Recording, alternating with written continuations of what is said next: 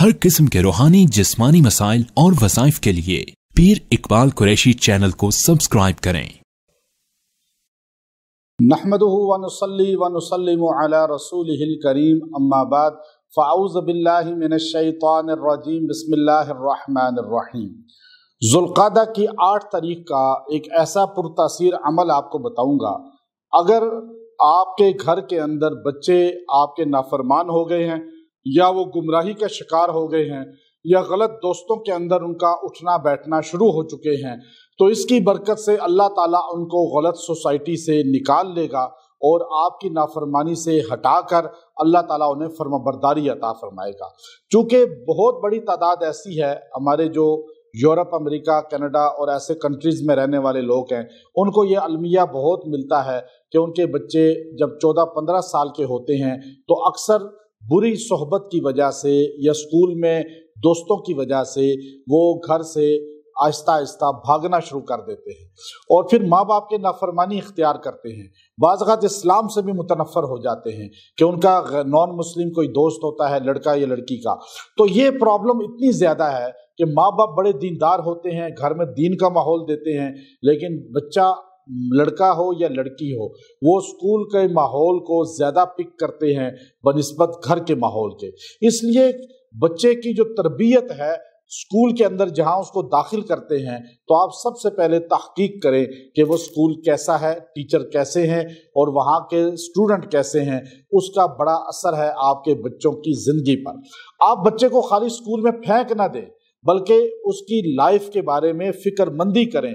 ये बच्चे के बनने की उम्र सिर्फ और सिर्फ 10 साल तक है।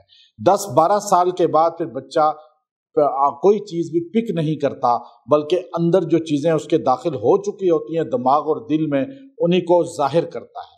तो आप 12 साल तक बच्चे पे सही तवज्जो दें, उसे दीन सिखाएं, स्कूल में भी दीन का माहौल वाले स्कूल में दाखिल कराएं। इंशाअल्लाह आपका बच्चा बच्ची कभी गुमराह नहीं होंगे। अब यहाँ ये बड़ा अलमिया है कि लोग रोते हैं, व्हाट्सएप करते हैं हर मुल्क से और अपने मुल्क से भी कि बच्चे बेरा रवी का शिकार हो चुके हैं, गुमराह हो चुके हैं, भटक चुके हैं और वो हमारी बात ही नहीं सुनते, घर से ही भाग गए और पनाह में चले गए हैं हुकूमत की, और इस तरह बुरे दोस्तों के साथ, नॉन मुस्लिम दोस्तों के साथ रह रहे हैं। अब ये अलमिया और फिर माँ बाप के नाफरमान हो चुके हैं। इस सारी चीज़ को मलहूज रखें, ये सारी चीज़ आपके सामने होनी चाहिए। इसको अगर आपको ऐसे हालात से पाला पड़ गया है तो आप, ये ख़ास दिन है ज़ुल्क़ादा के और ये हुर्मत वाला महीना है, आप इस महीने के अंदर अल्लाह से मांगें। इसमें दुआएं कबूल होती हैं, इसमें दुआ मुस्तजाब होती है।